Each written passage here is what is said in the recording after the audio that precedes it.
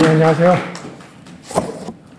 또 한편으로 직장은 전자통신연구원인데, 직장하고 사회문제 해결하면 또 과학기술도 많이 필요하긴 한데, 전자통신연구원으로 활동할 기회보다는 시민참여연구센터로 이제 주로 활동할 기회가 많고요. 지역 내에서 이제 대전 리빙랩 네트워크를 결성하고 그 이전부터 이제 이런 리빙랩, 대전 지역에 풀뿌리 리빙랩이 형성되는 기반을 조성하는 단계에서 초기부터 이제 스태피랑 협력 활동들을 많이 하면서 이렇게 하다 보니까 지역사회 내 이런 기반 영역들을 좀 이제 많이 파악하고 있어서 이제 이런 발표를 하게 됐고요. 조금 전에 이제 성진 박사님이 얘기하면서 스태피 내에서도 잘 이게 안 오더라 얘기했는데, 지역 내에서 대전 풀뿌리 리빙랩이 그렇게 활성화되어 있는데 리빙랩을 얘기하면은 공무원들은 교육을 안 해요. 그러니까 여러 가지 정책 프로젝트를 사업을 한다든지 할 때 리빙랩은 도구로 많이 활용하고 있는데 그냥 이제 사업의 어떤 수단으로만 생각하시는 거지, 실제로 어떻게 돌아가야 될지, 내 마인드를 어떻게 바꿔야 될지 이런 부분들이 상당히 부족한 거죠. 그런 부분들이 사실은 뭐 여기 여러 부처에서도 또 와 계시지만 각 부처에 계시는 분들도 마찬가지로 겪으실 것 같아요. 내가 사업하는 쪽에서는 이게 리빙랩이 이렇게 중요한데 왜 다른 부처에서는 뭐 관심도 없는가, 이렇게 중요한 것을. 사실 뭐 정부, 중앙정부 사업들이 지자체에 지원될 때 요즘 대부분 다 현장 수요가 반영이 됐냐, 현장 구성원들이 참여하고 있냐라는 질문을 하지만 그 이면에서 보면 아직까지 이제 그런 것들을 수단으로 여기는 문제들이 존재하는 것 같습니다. 제가 이제 얘기를 하다 보면 뒤에 가서 제도 과제들을 얘기하다 하다 보면은 한마디 한마디가 이제 또 여러 가지 세부적인 것들로 연결되고 있어. 그래가지고 얘기를 하다 보면 시간이 많이 지나갈 것 같아요. 앞부분은 좀 빠르게 지나가고 뒷부분을 얘기를 했으면 하는데 조금 시간이 한 20분쯤 넘어가면 얘기를 해주세요. 그럼 조금 더 속도를 조절해 보겠습니다.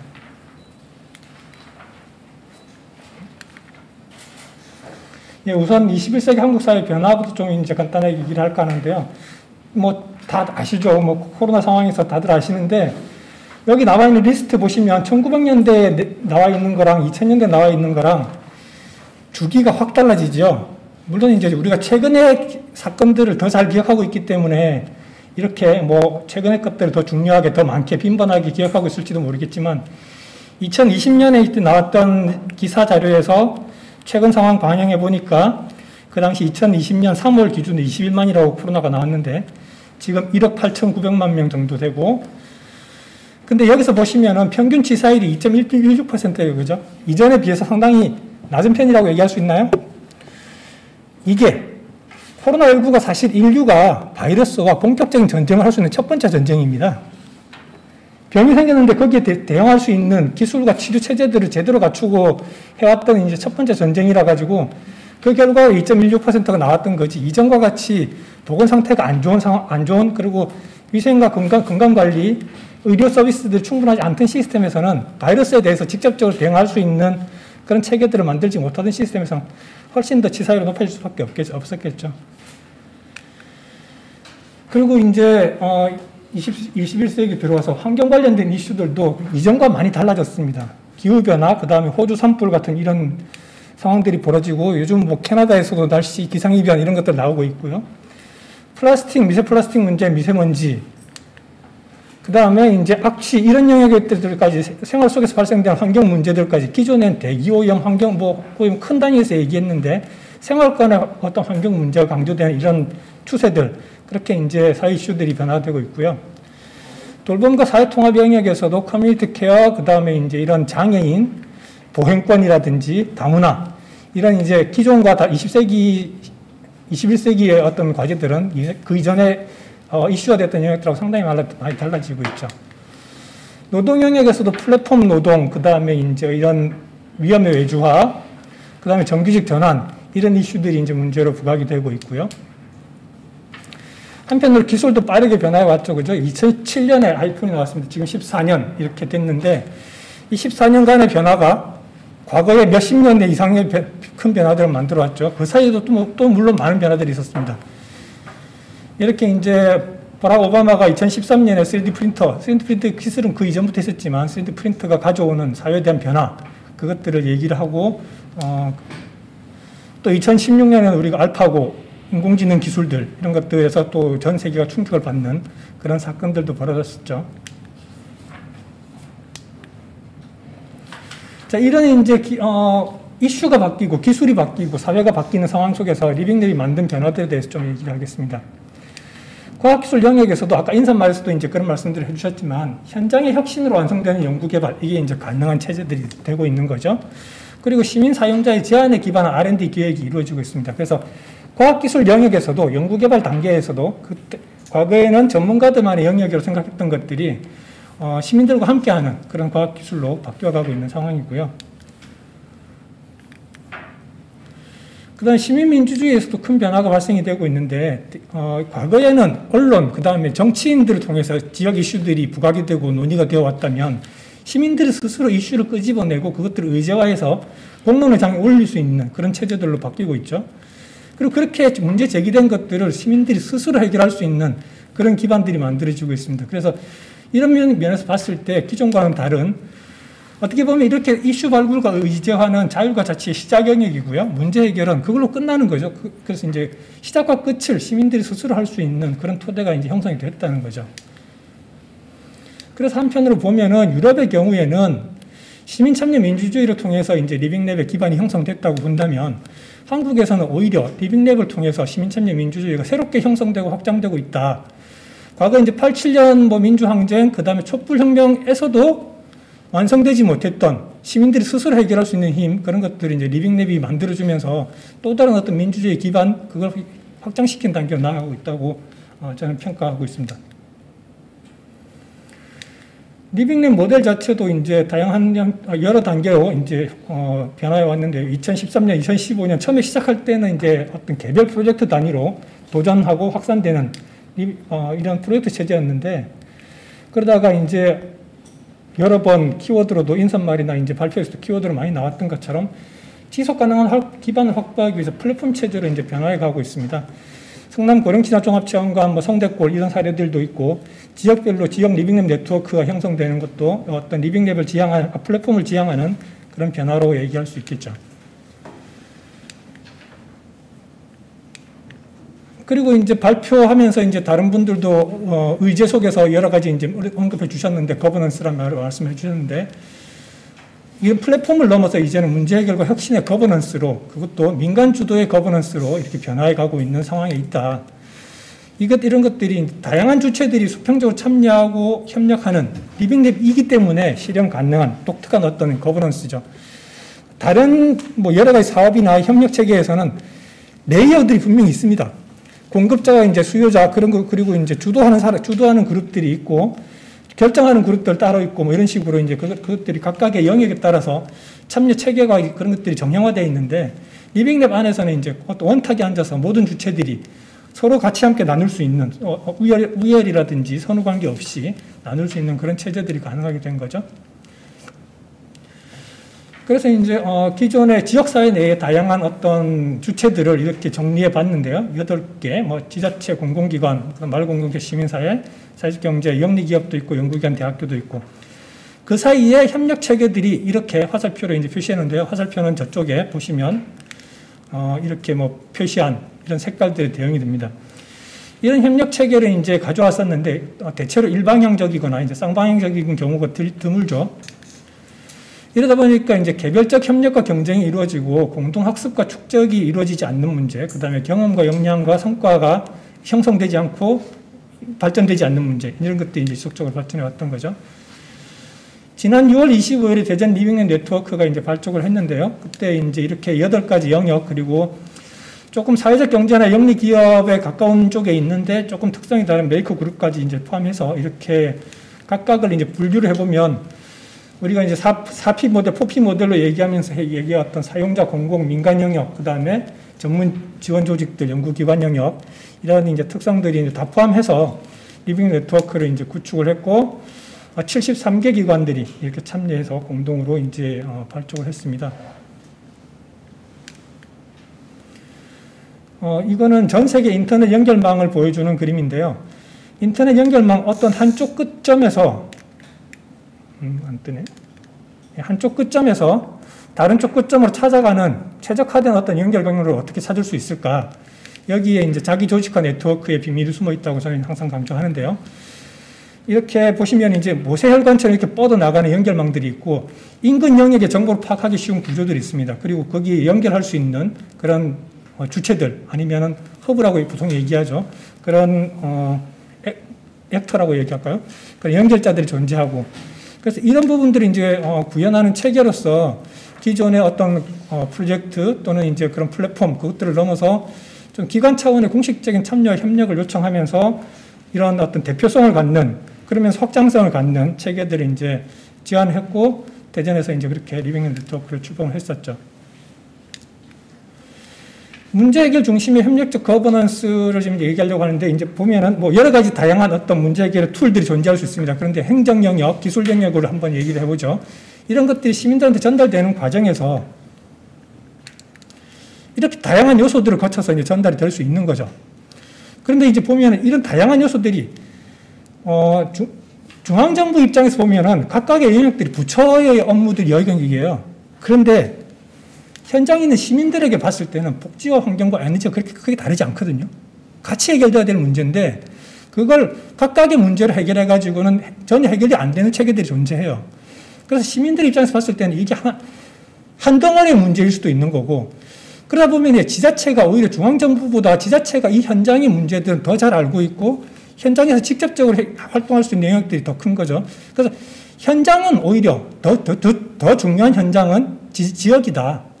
그리고 중앙정부는 거기에 대해서 서포트하는 역할을 해야 실제로 지역 내에서 문제가 해결되는 구조가 완성이 될 수 있는 거죠. 이제 예. 같이 이제 리빙넷과 협력적 거버넌스의 해결 과제에 대해서 짚어보면서 얘기를 하겠습니다. 우선 지자체 얘기부터 이제 처음에도 아까 얘기하긴 했었는데, 지자체는 보통 예산을 지원하고 성과를 이렇게 도출하면 이제 그것도 같이 모아가지고 전달하고 이런 역할을 하다 보니까 결과 보고와 사후 조정에 익숙한 관리 체제들을 주로 형성하고 있어요. 그래서 저는 이제 명목적인 지원을 하고 실질적으로 게이트 키핑을 한다. 그렇게 표현을 하고 했는데, 공동의 결정 과정 속에 상호조율 자세로 참여하는 자세들은 전혀 보이지 않는 거죠. 그래서 이제 이런 지자체의 모습이 지금 보면은 어떤 예산이나 사업이나 지원과 주체는 다변화되고 있고, 그래서 지자체의 실질적인 관할 역할들은 점차로 약화되고 있는 상황에 있고, 시민들이 아까 말씀드렸던 것을 의제 형성하고 문제 해결 역량을 가지니까 지자체에 대한 의존성도 약화되고 있어요. 그래서 이제 그런 체계에서는 민산학연과 협력의 한 주체로서 지자체도 참여해서 공동 협력을 해야 되는데, 그런 이제 어떤 위치 재설정 역할을 아직 찾지 못하고 있는 것 같습니다.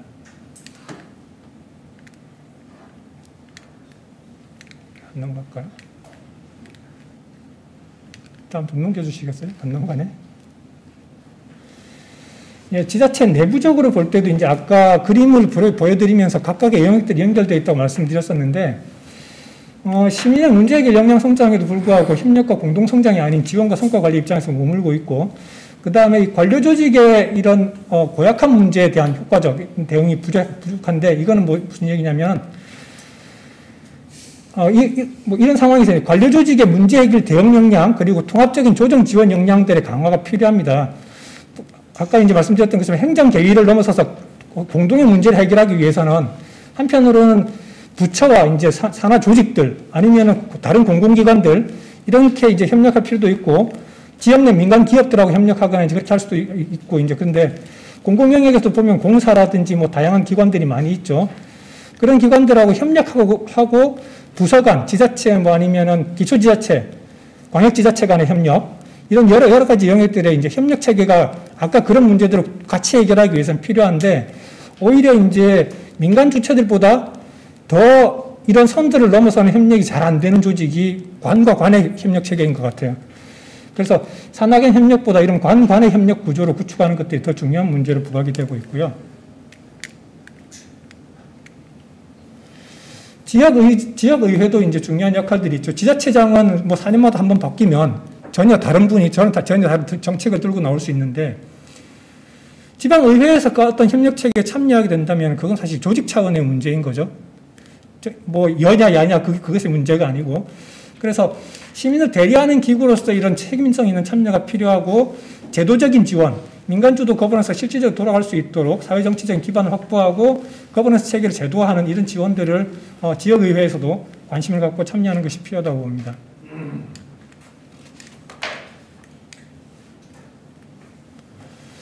시민들 입장에서는 이제 보면은 지역사회나 이제 여러 가지 영역에서 공동체 육성사업 형태로 지원되는 경우 이외에는 대부분의 사업들은 시민들이 직접 참여할 수 있는 공간들이 별로 없어요.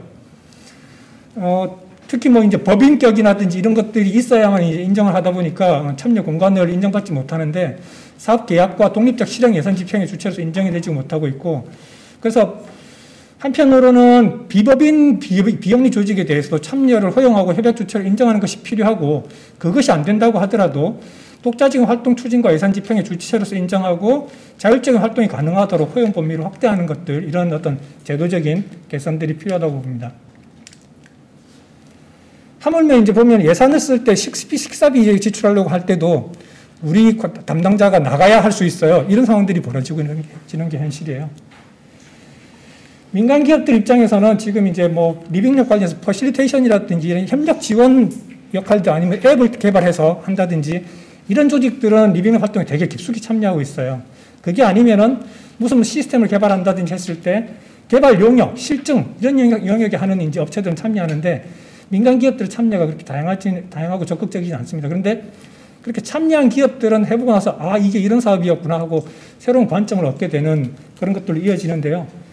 그래서 이제 이런 기술, 제품, 서비스의 사회와 소비자 수용성을 확보하고 빠른 피드백을 통해서 개선과 성장할 수 있는 기회로서 기업들의 인식 전환과 참여 공간 확대가 또한 중요한 부분입니다. 사회적 경제 조직의 경우에는 지금 커뮤니티 비즈니스 활성화 사업들 뭐 이렇게 지원되는 게 있는데, 이게 오히려 사일로를 만들고 있어요. 사회적 경제 조직들 간에는 협력이 확장되고 사업 토대가 강화되는 면들이 있는데, 다른 지역 주체들하고 협력을 오히려 안 하게 되더라고요. 이 사업 안에서 자기들만 하면 되는 사업이 돼버려가지고, 거기에 이제 기술적인 지원을 할 수 있는 그룹들, 그런 것들은 이제 그런 그룹들과 협력하는데, 다른 지역 사회 주체들과 협력이 안 되는 거죠. 오히려 이제 지역사회에 이렇게 리빙랩 활동하는 조직들을 도구화하는 그런 경향까지 발생되고 있는 게 사실이고요. 그래서 이제 이런 마을 활동과 시민사회 그룹과의 협력 강화를 위한 지원사업 모델의 재조정이 필요하고요. 그 다음에 이런 성과들이 또 다른 사회적 경제조직, 지역사회 내 다른 형태로 확장될 수 있는 그런 지원 체계가 필요한 것 같습니다. 대학에 비해서 연구기관은 되게 참여와 이제 관심이 부족한데요. 지역 분원의 경우에는 지역 특화성이 있어가지고 협력 동기가 상대적으로 높은데, 중앙정부 예산 의존성이 높은 본원들은 별로 이제 관심들이 없죠.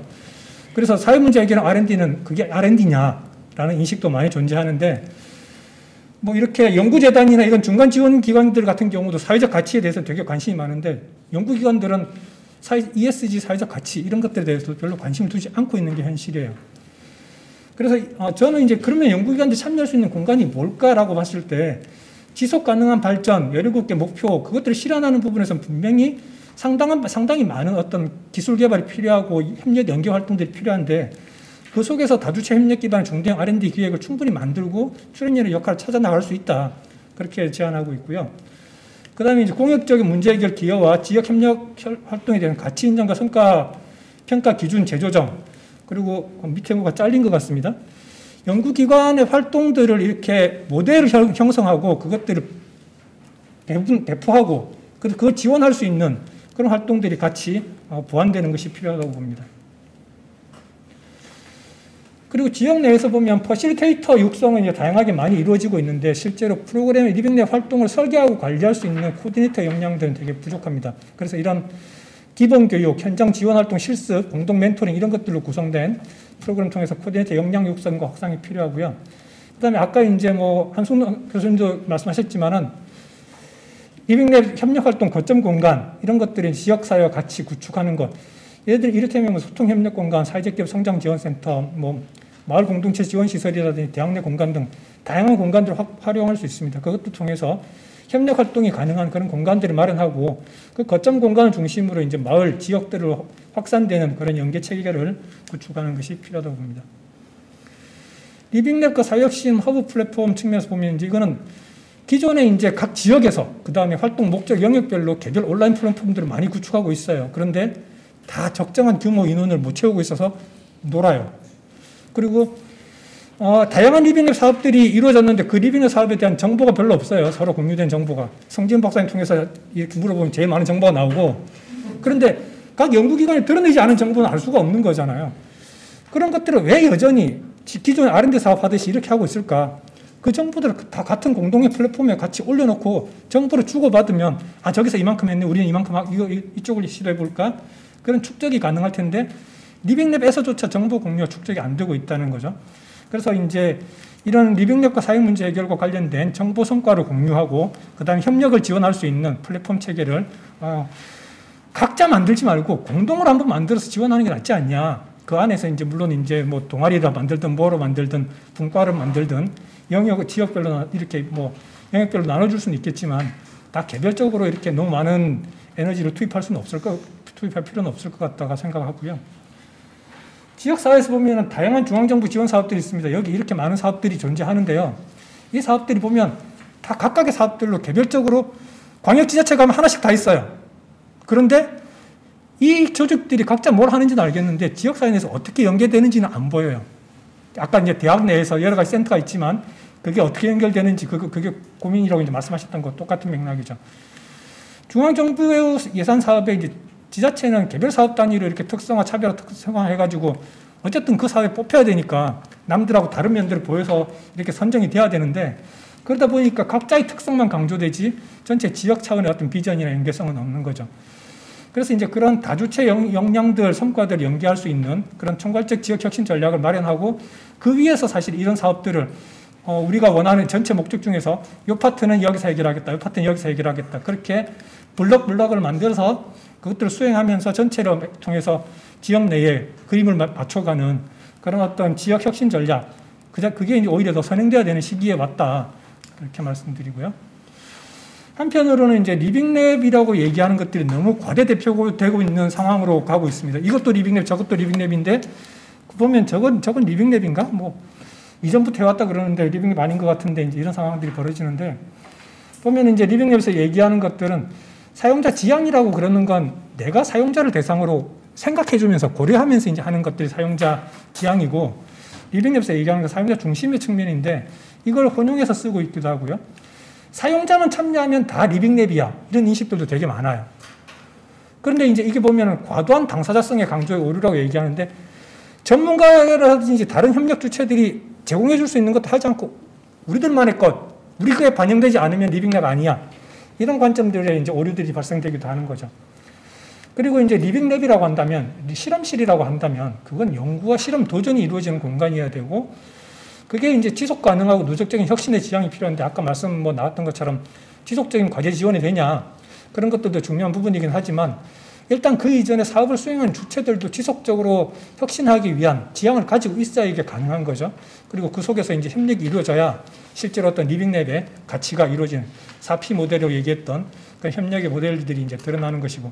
그래서 이런 것 속에서 리빙랩을 이제 제대로 한번 좀 얘기를 하고 정제하는 게 필요하지 않을까. 물론 이제 사실 기존의 리빙랩 관점의 활동들이 다양하게 확장되면서 리빙랩이 전혀 작동하지 않던 공간에서 리빙랩의 관점과 마인드가 전달이 되면서 새로운 변화를 만들어낸 것들이 많이 있어요. 그것들에 대해서 의미가 없다고 얘기하는 게 아니라 거기에서 리빙랩의 경험들을 같이 공유하고 이렇게 나누는 것들은 분명히 중요하지만 그 각각의 사업들이 갖고 있는 특성에 맞는 의미를 부여하고 가치를 부여해서 그 공간들을 만들어주고 리빙랩 각자의 어떤 발전 모델들을 구축하는 것이 이제는 더 맞는 시기가 아닌가. 그런 측면에서 이제 이런 것들, 리빙랩 범위를 재평가하고 재설정하고 그 영역에 맞는 육성 경로들을 모색하는 것들도 필요하겠다. 이렇게 이제 정리해서 말씀을 드렸습니다. 예, 이상으로 발표를 마치겠습니다.